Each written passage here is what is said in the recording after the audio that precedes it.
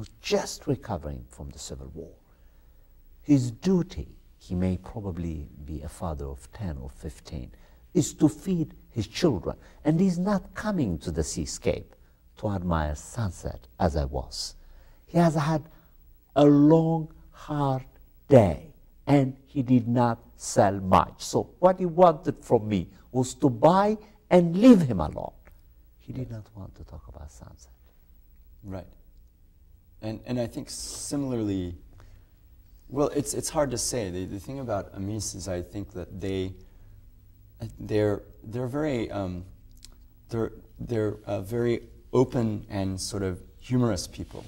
So I was taken aback by the cab driver because he was so direct with me in that way. And it was only later that I found out that because he was the adopted father of a very close friend of mine, he had sort of taken on this role, shall we say, in my life of being sort of an uncle figure.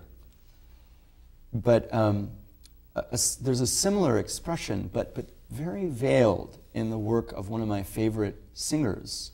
So I was talking about artists and their forms of expression. A singer by the name of Suming, who is from Dulan, and he lives there part of the year, and he sometimes lives in Taipei. That song, I wanted you to talk about that song. Yeah, and I'm glad you brought it up. The song is a bossa nova, and it has the qualities of a bossa nova. It's about love. It's lighthearted. It doesn't feel like a protest song. Recite it for us. Well, the beginning is talking about a love relationship of some sort. And it seems as if the love is describing a landscape, so similar to this aesthetic joy and the thrill of finding something beautiful and loving it. But the chorus of the song, which is the title of the song, is, "Don't, when you're on the land of Dulan, tell me that you love me. Don't tell me that you love me in Dulan." This kind of sentiment is far too murky for me, and I would have no way of knowing how to bear it. So don't tell me that you love me by the seashore. Wow. You can wait until everything is destroyed before you tell me about your love. And the way I'm phrasing this gets a little bit of the quality of the song as a protest song, but I have to admit, the first time I heard this song in concert, I didn't know that it was a protest song, and I wouldn't have never known. I think most of the people around me wouldn't have known, except that the artist Suming said, "Well, you know, I'm really concerned about the land rights of my people, because historically we were never given any protected land, and all of the land along the ocean that we depend upon is actually government-owned land, and we're at the mercy of the bureaucracy to decide whether they lease that land to developers. And at the same time, there are many people who are buying land all around us, and the land prices are going up. And so as a responsible person, someone who wants to be engaged as an artist, I thought I would write a song about the Return My Land movement. And at that moment, he spoke in a really strident tone, kind of, you know, like a protester, "Return my land." And say it in Chinese. 换我土地, right? He said that. And everyone laughs because it was so uncharacteristic of his mode of expression to say this. And then he said, he paused, people laughed, and then he said, "Well, you know, I wanted to write a protest song, and I ended up writing a bossa nova. I see. In the end, I really am Amis." Right? So the sense of the way he thinks about as a Amis person, the mode of engaging in critique or even protest is often like play. DJ, but from what I'm learning from you, you also seem to be intent on practicing what a philosopher by the name of Gadamer has called fusion of horizons.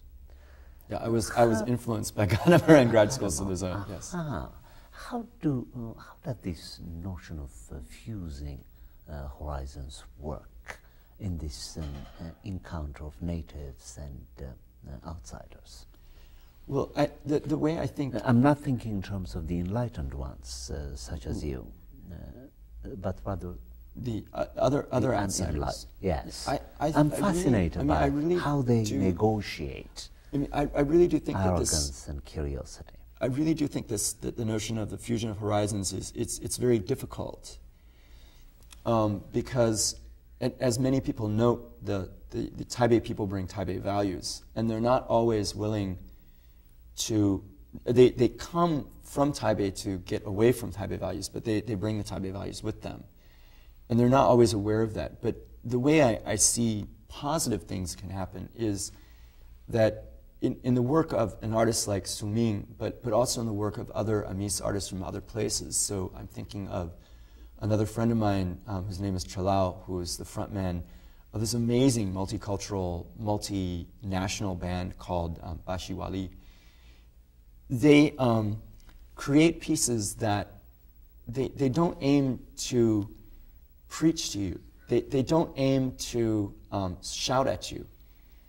They produce these pieces that are playful and gentle, that intrigue you, right? So they intrigue you because you think, why can't I say that this place is adorable and lovable? Why can't I say, I love you?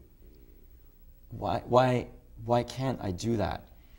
And so the thwarted love, the rejection of that love, but in this mode that isn't necessarily confrontational, will ask the listener, the outsider, in. And the outsider, strangely, it is aware of kind of environmentalism or eco-critical critique. So all of these outsiders are people who are looking for what they call in Taiwan leho or lohas, which is an acronym for lifestyles of health and sustainability. That's why they're there.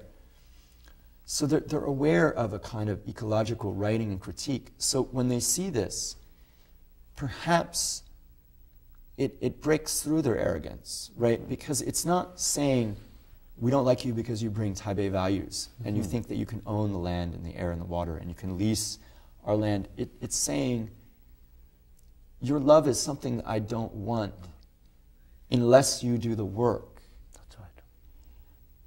And so my hope is that as a form of kind of eco-critical critique, the work of someone like Su Ming is seductive and intriguing, and that the listeners will do what he actually has sometimes in concert said to them, which is, if you come to Dulan, you're welcome. We always welcome people.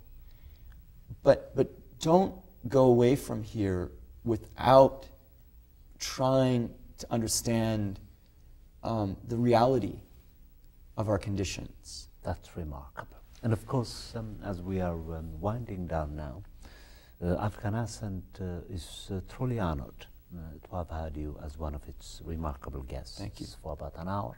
And I would like to publicly invite you to be one of our regular visitors. And if time permits, and of course we can't take existence for granted, if we are around a year from now or less, I would like you to come back and talk about the next book, which is Diverse Traces. Is there anything particular about your profession or about your research that you would like to share with the audience? We have about 2 seconds left. In fact, I think we're going to do that at a later date, and it's remarkable that African Ascent had you for one full hour. This has been your host, Kyotros Kiros, for African Ascent. Thank you. Thank you so much.